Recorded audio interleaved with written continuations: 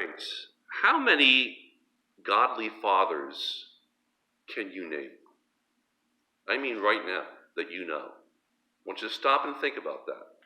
I'm not even saying those who make some kind of profession of faith in Christ, because I don't think that's the same as what I'm talking about. You can make all sorts of professions of faith and not be godly. How many godly fathers can you think of right now? Yeah. What do you think about that? Of those godly fathers, how many of those are living for the Lord into their 80s? Just really shrunk the field there, didn't I?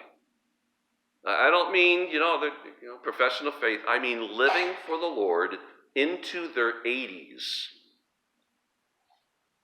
How many of those fathers who are godly, walking with the Lord by grace, living into their 80s, do you know, who have children who have as much zeal for Christ as their dad does or more? That field really shrunk down big time, didn't it? Can you think of any at all? I'm going to introduce you to one. His name is Caleb, and his daughter's name is Achsah.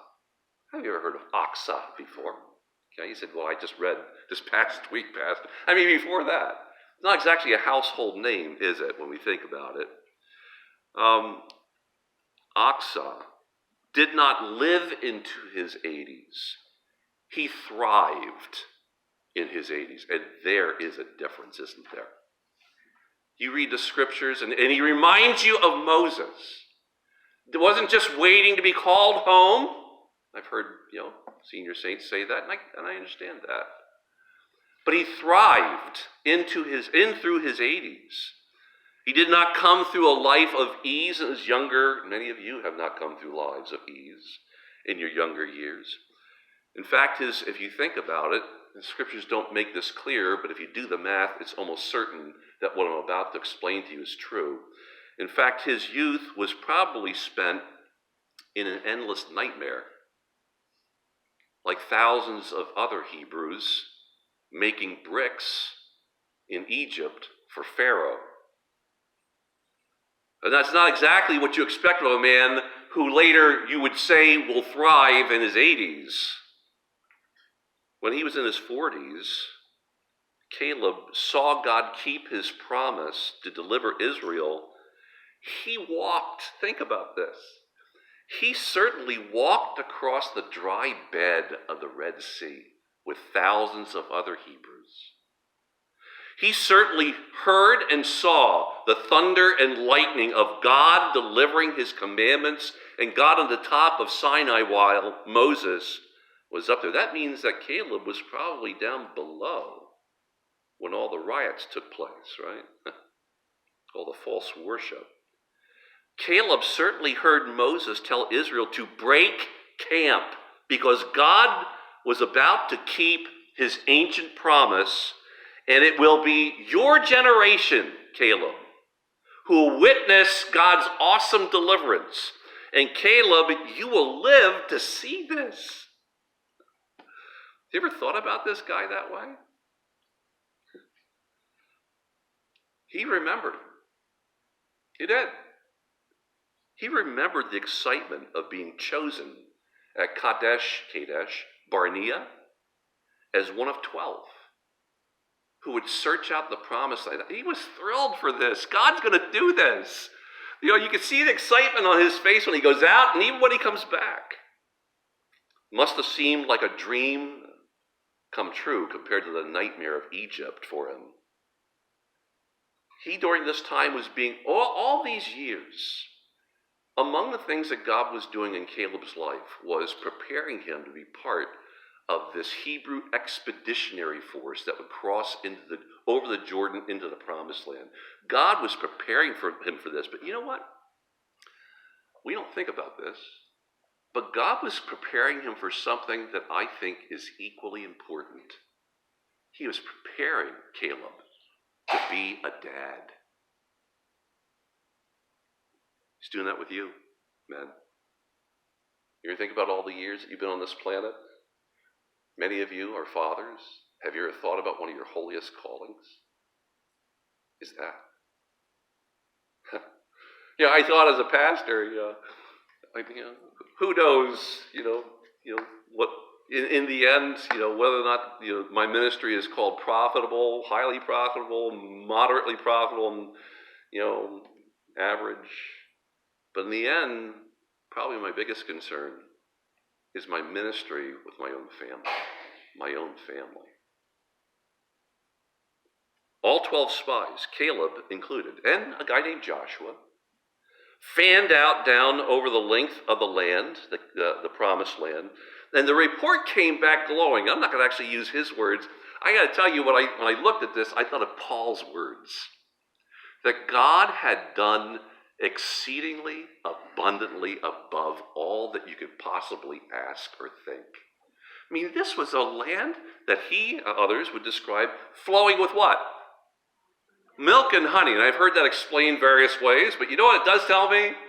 This was incredible. And those of you who've been to Israel, here's a little heads up.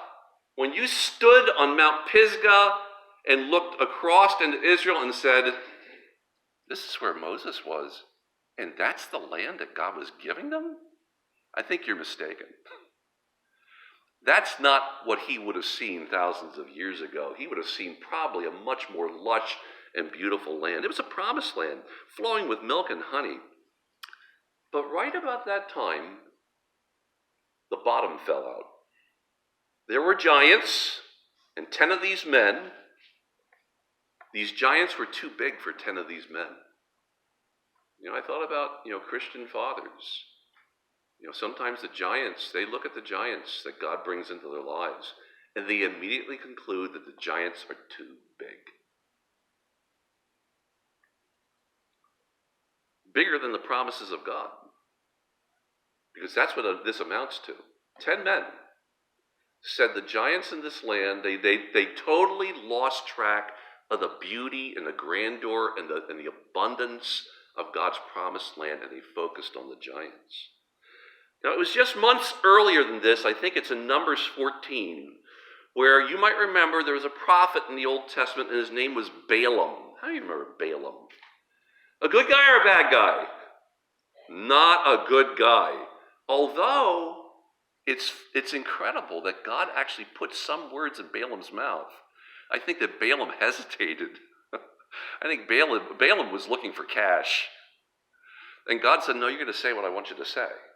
And among the things that Balaam said, he warned the king of Moab, and that's about where the Israelites were poised, right, in that kingdom, just before they crossed into the promised land.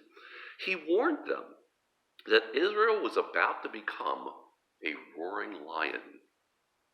That's the way Israel would enter the promised land, poised to conquer the promised land. Who will be able to stop him? But on that dark day, back in Kadesh Barnea, the lion had to have looked like it was about to die in the wilderness with a whimper because of 10 men. 2 men objected. Aren't you glad for that? 2 men, and I mean vehemently objected. We can, by the grace of God, God has called us to this. We can do this by God's grace. One of them was a faithful man named Caleb. And for his faith, I want you to look with me just for a moment. We're going to look at several passages. For his faithfulness, look with me at Numbers 14:22. Numbers 14:22. Would you turn there with me, please? I do want you to look at it with me. Numbers chapter 14, verses 22 through 24. You there? I'll wait for you. Okay. Love seeing you turn the Word of God. Okay. Numbers 14, verses 22 through 24. Surely all the men who have seen my glory and my signs which I performed in Egypt and in the wilderness, yet have put me to the test these 10 times, and have not listened to my voice, shall by no means see the land which I swore to their fathers, nor shall any of those who spurned me see it, but my servant Caleb. Because he has had a different spirit and has followed me fully, I will bring into the land which he entered, and his descendants shall take possession of it. God made a promise to him that day. Caleb believed this promise. Listen to this. Caleb believed this promise for 40 years. 40 years. What promise have you, men, and husbands specifically, ladies also, have been holding God graciously to for 40, 50 years? Countless days of wandering in the empty wilderness. I thought about these guys. Think about Joshua and Caleb, how this must have been. There's no record of them grumbling, but I'm sure they weren't happy campers, right? There's no good reason why this should have happened. No good reason. We're going to trust God. 40 years, he's going to bring us through this. But 40 years of empty wilderness and the stuff that comes along with when people vote no to God's promises, when they deliberately hear what God said and say, no, I'm not going to do that, the bickering and the infighting and the bitterness that produces. I don't think I need to tell you, this can happen in churches too, right? Whenever, not that I have a lot of churches in mind when I think of this, but when I think of churches that face divisions and splits and infighting and bickering, one of the things I want to ask them, besides when was the last time the gospel was preached here? That's an important one, right? I want to know the last time the gospel was preached here. And the second question I would like to ask is, when was the last time you got out and shared the gospel with somebody? Because you're off mission. And when you're off mission, this is the kind of stuff that takes place in churches, right? You get distracted, you get all kinds of time to do this kind of stuff as they did in the wilderness. Passing campfires over and over again. Same campfires, day after day. Daily funeral services. I don't know what that would have looked like, but it did, right? Every day, a new bunch of funerals, right? Until the 40 years was up. But God was preparing during this time a warrior and a father. Listen, I thought about this. I never made this connection before. How many years was Moses in the wilderness? God preparing him for his ministry. How many? 40. And God takes Caleb and Joshua through 40 years before they actually conduct their ministry. If God's able to do that with Moses, can he do that with Caleb? And in fact, the answer is yes, and he does, right? In his own way. But he does one more thing. During this time period, have you ever thought about this? This wilderness wandering of bickering and trial and difficulty and remorse and wish we would have done this differently. He does one more wonderful thing during this time in trials and struggles. And that is in 1 Chronicles 2. We won't turn there. But in 1 Chronicles 2, it records that God wonderfully gave Caleb and his wife a little girl, born during the wilderness wanderings. Achsah was her name. Achsah means a beautiful ornamental chain. That's what it was.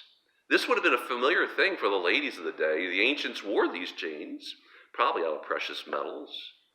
Think about that every time you called Achsah. Oh, you're an adornment to us, your mother and father, a beautiful ornamental chain. Now, by the grace of God, live to be that Achsah. Are your children that to you, dads? Can I talk to our kids?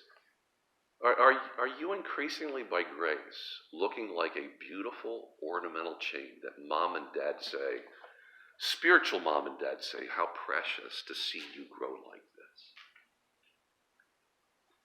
She was an adornment, a beautiful thing to wear for her parents. That means they were not ashamed of her, right? You're not ashamed of something that's an adornment. It's not, do you have kids? Well, no, I'm not ashamed. Yes, I do. And she's growing in grace. Her name is Achsah. Caleb with his wife and now with his daughter, well into her adult years. We just vaulted forward. We don't know how many years this was, but she's an adult. And she's also at this point unmarried. They all crossed the Jordan River together into the promised land. 40 years have passed. 40. A new, more tender-hearted generation of God's people have arisen. And God is about to make Israel roar again. Caleb, now in his mid-80s, must have marveled at this after all of these years, waiting for God to keep his promises. He's done that. Did he recall for his little family? This is just me imagining, but how could he not have? Did he recall for his little family, his wife and Achsah, as they watched God part the Jordan River? Because they did.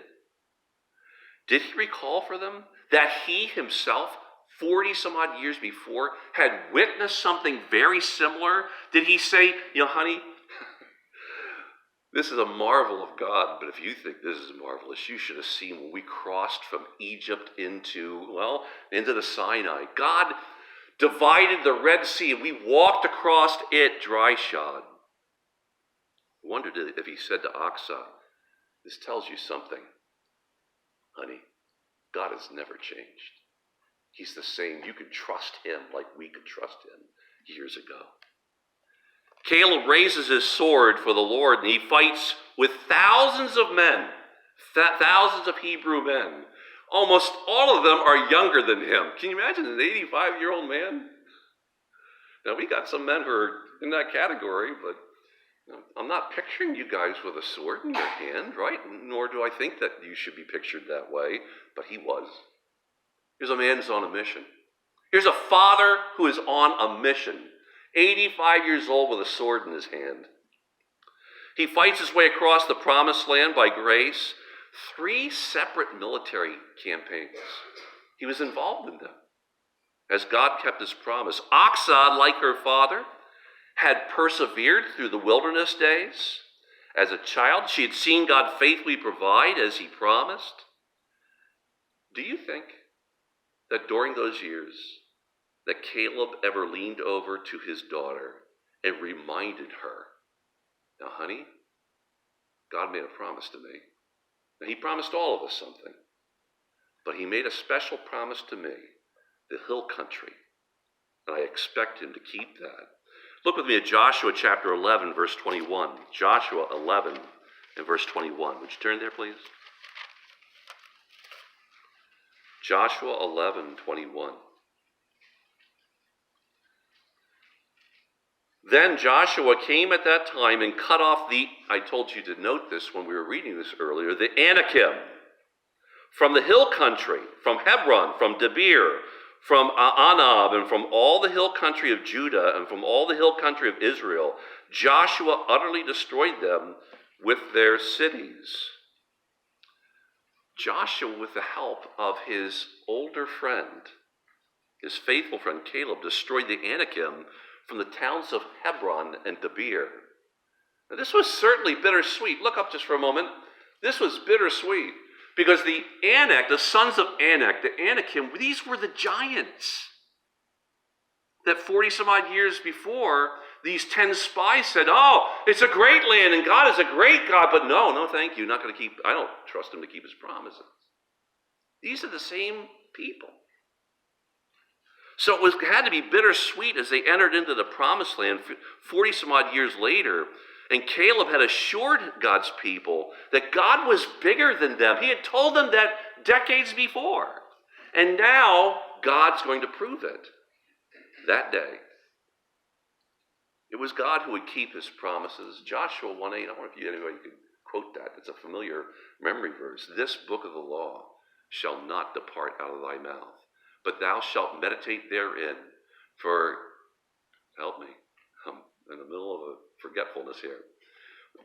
I will make your ways prosperous. It is through the book of the law, and I will also give you good success. You want to know the key to the success of Caleb and Achsah and the people of God? It was the book of the law. Through that, their time in the Word of God, loving the Word of God. Fathers, you don't want to know the key? That has not changed at all, has it? This book of the law shall not depart out of your mouth. That's what's going to give you, in God's eyes, what he defines as good success and prosperity, as he defines it. Young people, it's the book of the law that can't depart out of your mouth. That will make you spiritually successful and prosperous. Now, Achsah, no doubt, took all this to heart. She was not raised in a time period of ease. Honestly, I look around at us, and we have trials and difficulties. But as I'm looking out there, nobody here knows what it's like to experience the trials and the suffering and the difficulty and the out-and-out warfare that surrounded this little girl during the early years of her life. She wasn't raised in a time of peace and ease. She knew her father had refused to vote against God years before, and she took a front row seat and watched how God kept his promises to her father and to God's people. Now I want you to look with me just for a moment at Joshua 14:10. Turn there with me, please. Joshua 14:10. Some time has passed. In Joshua 14:10, realize this is not Joshua 11. Joshua 11 had told us that Joshua had already conquered the Anakim. So what's going on in this passage? Look with me at verse 10 of chapter 14. Now behold, the Lord has let me live, just as he spoke these 45 years from the time that the Lord spoke this word to Moses, when Israel walked in the wilderness. And now, behold, I am 85 years old today. I am still as strong today as I was in the day Moses sent me. As my strength was then, so my strength is now for war and for going out and coming in. Now then, give me this hill country about which the Lord spoke on that day, for you heard on that day that the Anakim were there, with great fortified cities. Perhaps the Lord will be with me, and I will drive them out as the Lord has spoken. So Joshua blessed him and gave Hebron to Caleb, the son of Jephunneh, for an inheritance. Caleb returns to the same hill country. Did you follow this? This country has already been, as best as I understand it, had already been conquered once. And the giants had been driven out of the land 3 chapters earlier. What gives here? Well, I think maybe we're discovering that the giants didn't like to be invited out of their land. It was their land. And they weren't willing to give this land apparently up without a fight. And so Caleb says, give me this land. Yeah, it's the land that 40 years ago, the 10 spies were afraid to go in and conquer. But God said, I'll help you. It's that land I'm talking about. Yeah, it's the land that 3 chapters earlier, we went in and thought we had mopped up all the giants, and they came back. It's that land that I want. Oh. So at 40 years old, no. At 85 years old, I want that land. Well, he conquers it because he trusted God. I want you to think about your fathers. How do you have fathers or know people who have fathers who are 85 years old walking with the Lord, trusting God like this? Visibly. And you watch it as they do this. They're not perfect, but God's using them. Well, after taking Hebron, and he does, I think he looks at his daughter at this point. And as we show you this, I want you to think of Achsah, because I think Achsah is definitely on Caleb's mind. Look with me at Joshua 15 now, the passage that was read a moment ago, a couple pages over, so turn there with me, please. So he leaves Hebron. God promised to help him conquer it. He did that. Chapter 15 and verse 15 says, then Caleb went up from there against the inhabitants of Debir. It's the other town that was mentioned earlier, where the Anakim lived in the hill country. Now the name of Debir formerly was Kiriath Sepher. And Caleb said, the one who attacks Kiriath Sepher. Now he's already conquered Hebron. That's done, right? He's got a new plan for Debir. And it's part of the territory that God's giving him. So the one who attacks Kiriath Sefer, or Debir, and captures it, I will give him Achsah, my daughter, as a wife. And I'm wondering what Achsah's thinking about this right about now. Whoa. Othniel, the son of Kenaz, the brother of Caleb, captured it. So he gave him Achsah, his daughter, as a wife. So Caleb is turning his sights away from Hebron. He travels 15 miles south of this little town called Debir. He and God had conquered Hebron, but this time he throws out a proposition to his men. I want you to watch this. Think about this. Anyone out there who thinks that by trusting God that you can conquer Debir with all the Anakim still there waiting for you because they know that Hebron's already, they know you're coming. I'll give you my daughter as a wife. That tells me a few things. His daughter was highly desirable, right? That was a high price. It tells me that probably there are a lot of men who would have loved to have had Achsah as this ornament, this beautiful chain, who was a blessing to her parents. I don't know if they're lining up at the door, but you got the idea. I don't know if this was physical beauty, but it certainly was this incredible grace-imbued spiritual character that attracted so many people to both the father and the daughter. So he makes this offer. Now, dads, the rest of you can listen in. Think this through. What's he doing? He is essentially guaranteeing the spiritual quality of the future son-in-law he's going to have. Because nobody in their right mind. There are bucket loads of bachelors in the Hebrew ranks who would have said, yeah, I'll sign up for that. Wait a second. No, not the Anakim. No, thank you. Yeah. It would take a man who had the same spiritual qualities, the same grace, the same faith in God, the same courage that was rooted in his God, that Caleb, his future father-in-law, already had. That means, I think, that Caleb may well have been saying to himself, I want the best for my daughter. And this is how we're going to accomplish it. No second rate, no people with professions out there and suddenly they turn into a monster. Not everybody's going to take me up on this, and only one man did. His name was Othniel. I wonder with our girls in this case, how many would like to have that kind of an offer made for your hand in the future by your dad? But Dad, I think, was looking out for his daughter, right? I think he knew. That's just your pastor talking there. And then he sweetens the pot a bit, if I can say it that way. He wants the best for his daughter, and he sweetens the pot. The dowry that her future husband will receive is not the usual dowry that they would receive in the Old Testament. That's significant. The marriage gift that the father of the bride would give to the couple, specifically to his daughter, but to the couple, almost always the dowry was money or jewelry. I don't think Caleb lacked either one of those. But he doesn't choose either one of those.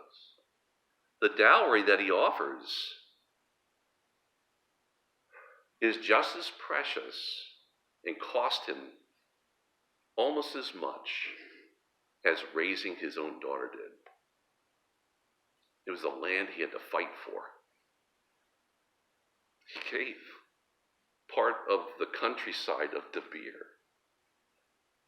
He had to fight. I don't think that when Othniel led the charge, I don't think Caleb just kind of folded his arms and said, go to it. I think he was just looking for somebody to evidence faith and to lead the charge. I think there's no reason to believe that he wasn't part of that army.